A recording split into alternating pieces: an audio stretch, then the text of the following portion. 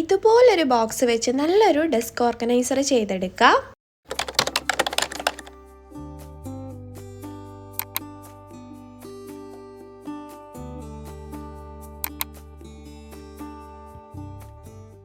Welcome back to my channel Lubna's cloud. It's me Lubna.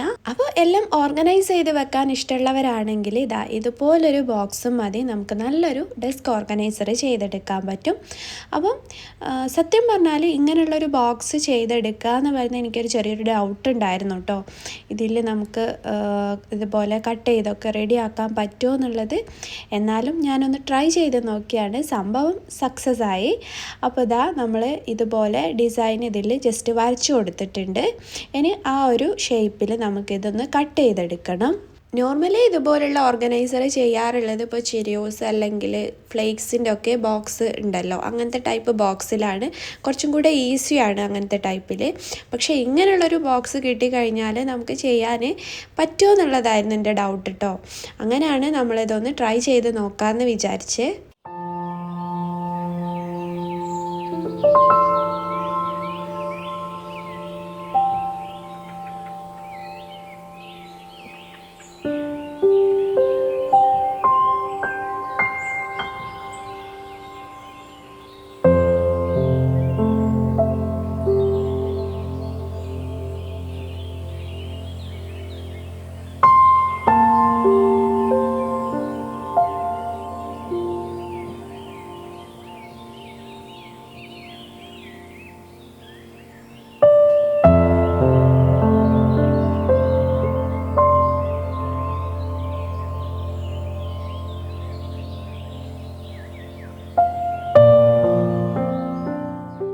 അപ്പോൾ നമ്മളിതാ അതുപോലെയൊക്കെ കട്ട് ചെയ്തെടുത്തിട്ടുണ്ട്.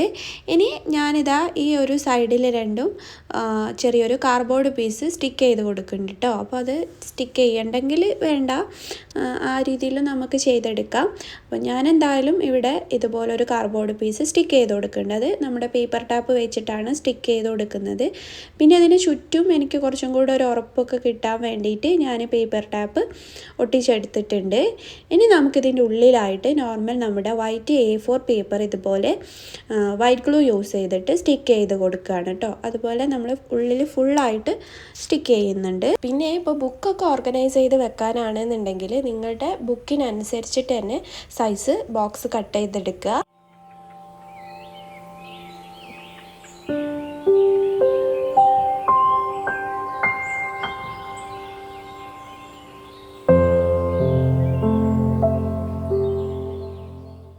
അപ്പോൾ ഇതിൻ്റെ ഉള്ളിൽ കംപ്ലീറ്റ് ഇത് സ്റ്റിക്ക് ചെയ്ത് കൊടുത്തു.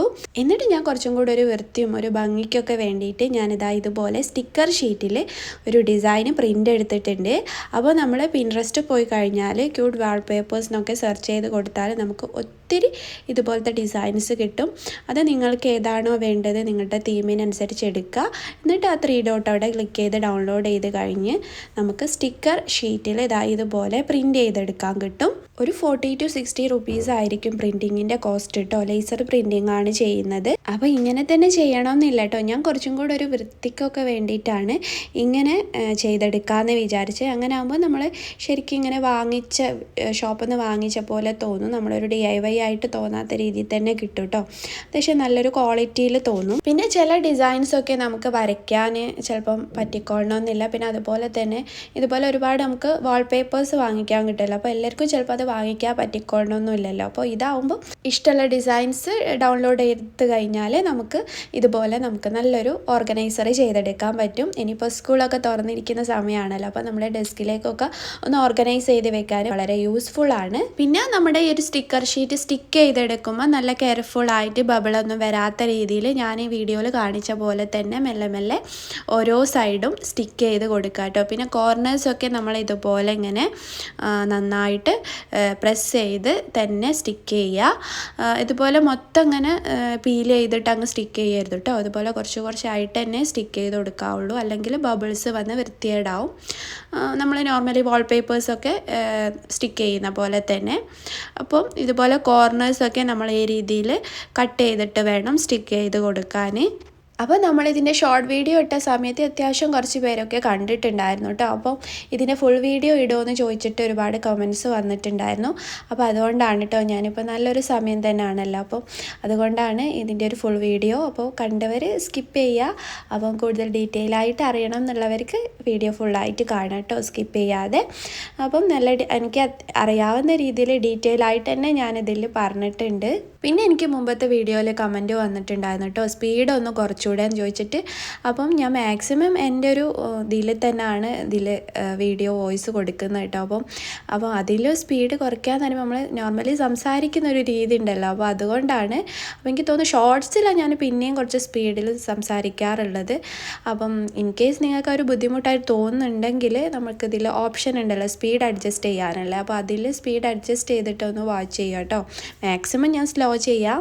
അങ്ങനെ നമുക്ക് ലോങ് ലാസ്റ്റിംഗ് ആയിട്ട് തന്നെയുള്ള നല്ല അടിപൊളിയായിട്ടുള്ള ഒരു ഓർഗനൈസർ നമ്മൾ ചെയ്തെടുത്തിട്ടുണ്ട്. അപ്പോൾ നമ്മൾ മുമ്പത്തെ ബോക്സ് ഓർമ്മയില്ലേ, അപ്പം അതാണ് ഇതിപ്പോൾ ഒന്ന് കണ്ടാൽ പറയുമോ. അപ്പോൾ നല്ല അടിപൊളിയായിട്ട് തന്നെ കിട്ടിയിട്ടുണ്ട്.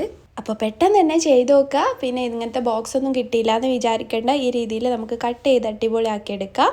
അപ്പോൾ ട്രൈ ചെയ്യുക, ഫീഡ്ബാക്ക് അറിയിക്കുക, സബ്സ്ക്രൈബ് ചെയ്യുക. പിന്നെ വളരെ സ്ലോലി ഗ്രോത്ത് ഉള്ളൊരു ചാനലാണ്, പ്ലീസ് സപ്പോർട്ട് മീ. പിന്നെ അത്രയൊക്കെ ഉള്ളൂ. Thank you.